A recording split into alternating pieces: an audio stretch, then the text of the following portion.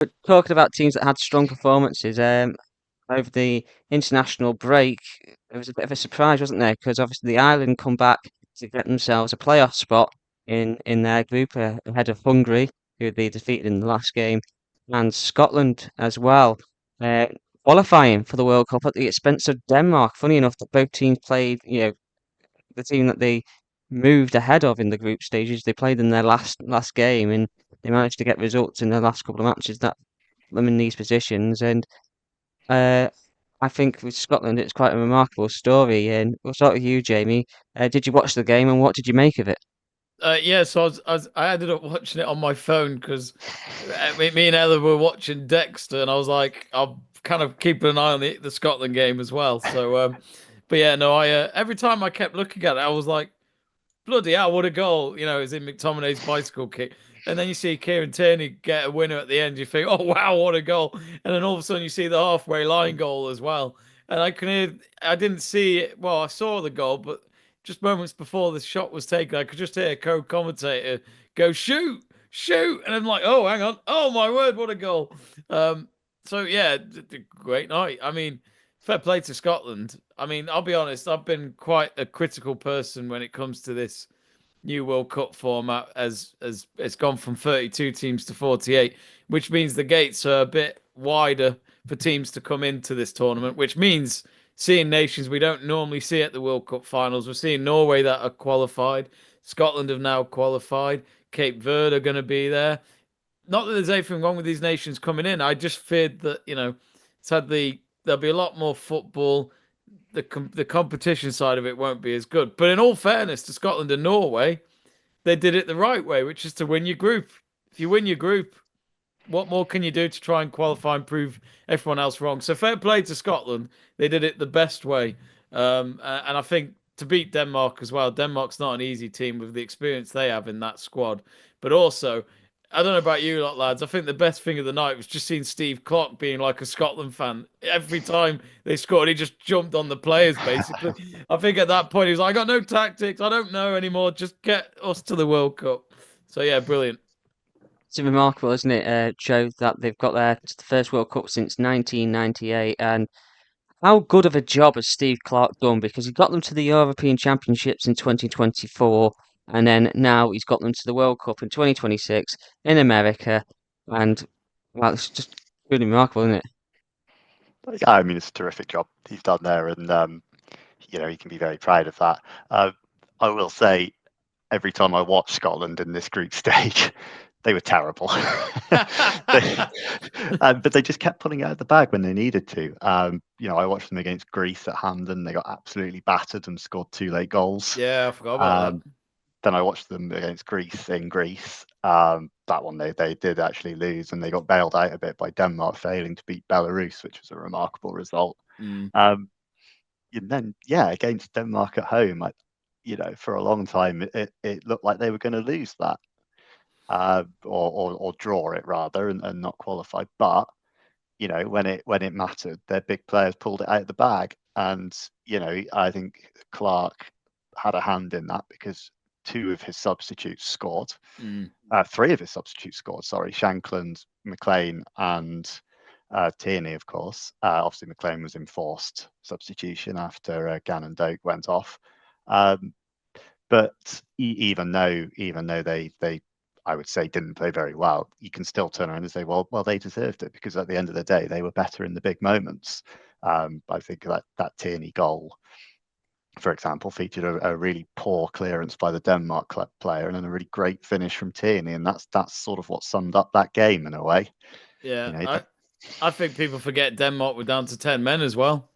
mm, It Yeah. didn't feel like that in those last 10 minutes. oh no, no, no.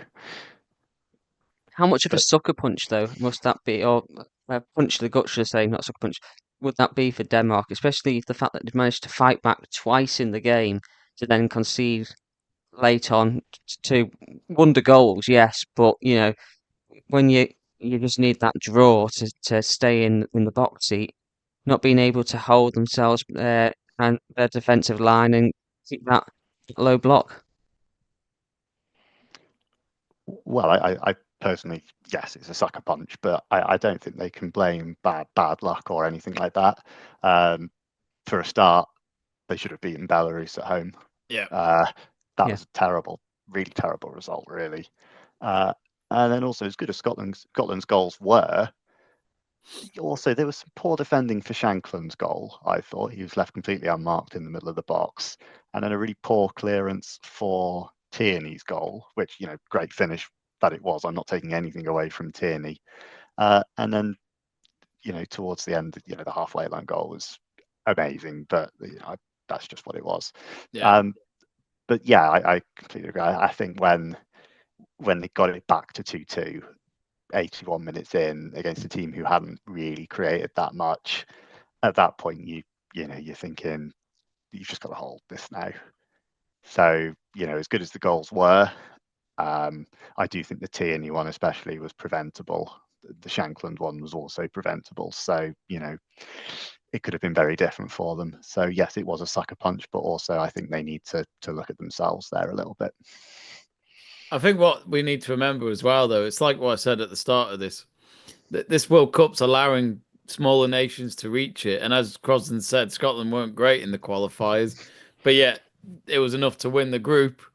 And now I feel like we'll see the real teams in this World Cup, whether that's in the groups when it all starts out or when some of them sneak through to the knockouts, and then we'll really see who the boys are and who the lads are, if you know what I mean. Because sorry, men, men versus boys, but I mean you can't take it away from Scotland. I mean they No, won't not at care. all.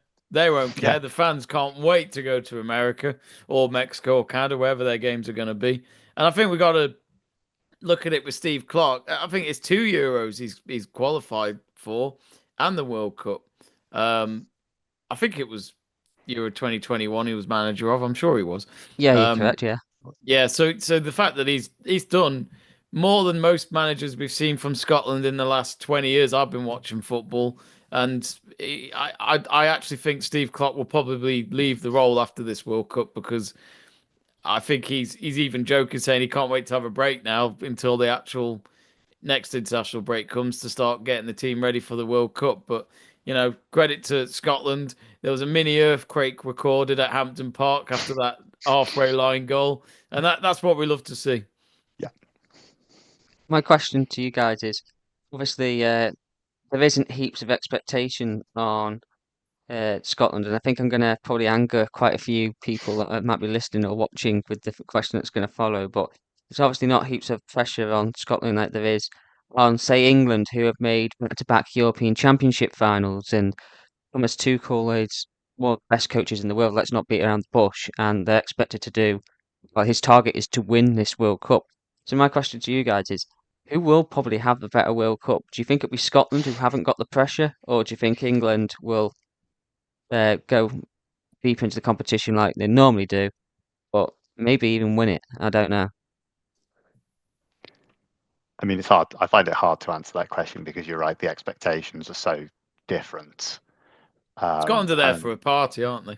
yeah, and it does depend who Scotland draw in the groups as well. Yeah. You would expect England to qualify from whichever group they're drawn into, whereas Scotland will be slightly more relying on the luck of the draw.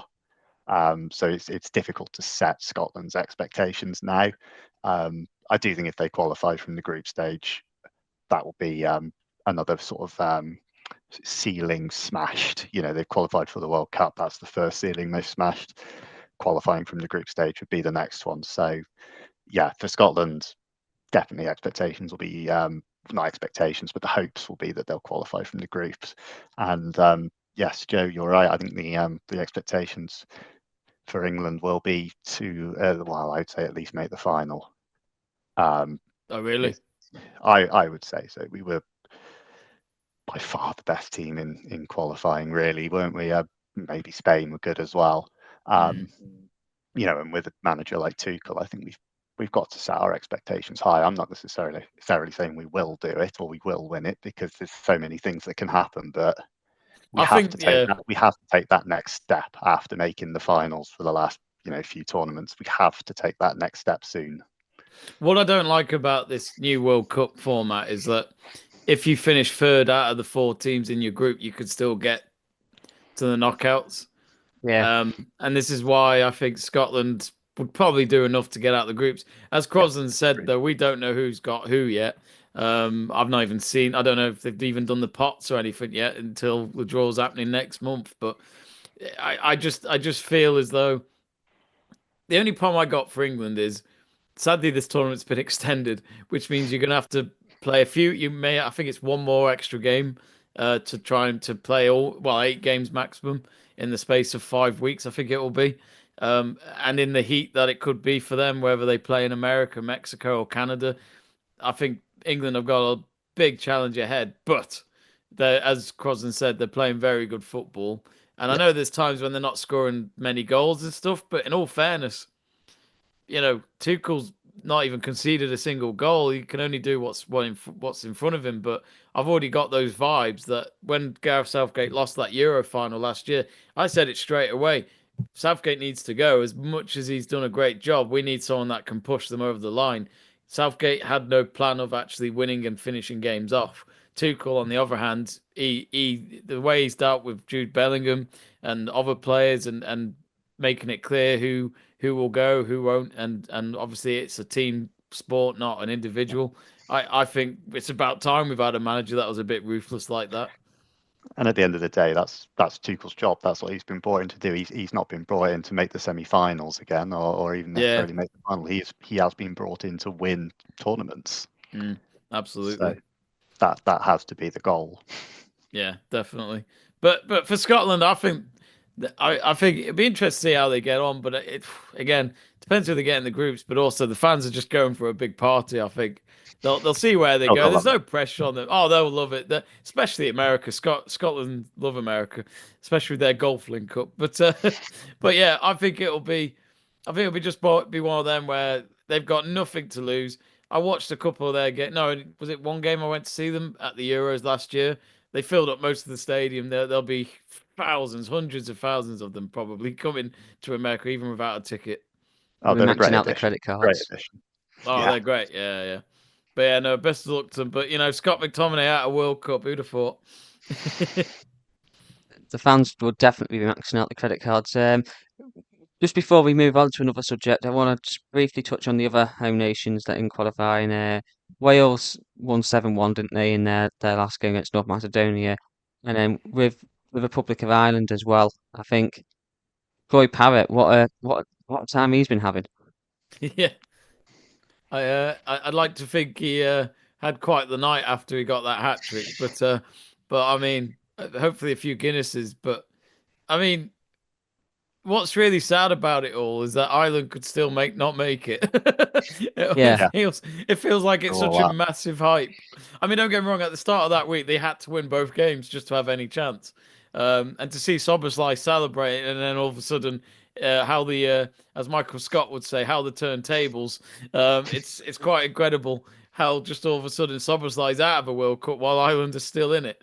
But hey, good luck to them. I don't know who they got. Haven't they got? I need to have a look. They've got Czechia. The Well, funny Republic. enough, Yeah. that's where Joe Crosland's going tomorrow. Um, Yes. oh, and And then then probably Denmark, right? yeah, so Yeah. or yeah, Denmark or Macedonia, basically. Um, yeah, that won't be easy, but I think they can do it. I think they Yeah, can I mean, make it. Hungary are a strong team, and they beat Portugal before they beat Hungary. It's incredible last couple of games. So you Yeah, have to think if they can beat those two, they can beat yeah. Czechia and Denmark or North Macedonia. Yeah, Czechia are always one of those bogey teams, though. I always find they always seem to turn up when they want to. Yes. Yes. Especially when they beat the Dutch at the Euros a few years ago. I remember, but yeah, we'll see. We'll see. and a little shout out to Northern Ireland beating Luxembourg as well. Yes. Yay! But They got yeah, Italy, haven't they? oh, you just Yeah. And then they get the winner of Wales v Oh, Bosnia. So yeah, it could be Wales v Italy for the World Cup. that'd be oh, that would be nuts, wasn't it? I mean, could you've you, got Ukraine, versus Sweden, and then whoever wins that plays Poland or Albania. Again, you got a good match that could be out of that, as in the final. Turkey versus Belgium. Again, I can't believe we're saying this about Belgium. No one's talked about Belgium not making it automatically. Did they not? When did No, that happen? I thought they won their I don't, group. unless I'm looking at. Oh no, wait, am I looking? Oh, hang on, the flag looks like Romania. Oh no, it's Yeah, it's Romania. Romania. Yeah, Oh, I do apologize. The dark blue looks black. he's had a mare. I've had a right mare, dearie Job. me. All right, yeah, Turkey versus Romania. I can't wait. What a game. But just to go back to Wales, Italy, that's a feisty one on the touchline, isn't it? Because you've got Craig Bellamy versus Gennaro Gattuso, two players that were known to be a bit fiery on the pitch. Well, So let's see what there's going to be like on the well, touchline as well, managers. let's be honest. Craig Bailey's like a loud little mouse. He thinks he's tough, but then when he goes up against Gattuso, he'll regret anything he says towards that guy. I mean, Gattuso went up face to face with Joe Jordan, for God's sake. Gattuso Forgot literally about loves that, a yeah. fight. And Joe Jordan was known as a footballer for getting into all sorts of fiascos. So I'm looking forward to that. I think it will be a Wales-Italy playoff for it. Yeah. Italy, I don't know what's happened to them. Again, they're just so shy of World Cups. In the last three World Cups now it is that we haven't seen them in. It's insane. It's what I happens wouldn't when be you don't pick surprised if Wales Federico beat them. Chiesa. That's Well, what happens. No, sorry, Joe, go on. If that's Italy's best player, there's your problem. I was just going to say I wouldn't be surprised if Wales beat them, to be honest. Yeah, I think Wales have to play away in the final, though, don't they? I Yeah. think. Well, I think Yeah. They play at home they against play in a Bosnia. neutral country, don't they? But I'm Oh, not do sure. they? Oh, I okay. think I might be wrong. See, Don't quote me on that. these playoffs are so bollocks because, like, do you remember the playoffs back in 2009? You had a Yeah. two-legged affair with whoever you were, against the other team, and it was nice and simple. And also, the playoffs were done before the draw, and they had Yeah. over 6 months of planning it. These teams, when they find out they've qualified, have got less than 3 months to sort themselves out to go to America, which is not going to be easy. Visas, all that crap, and honestly, the things FIFA so obviously trying to make more money. It's so sad, so boring.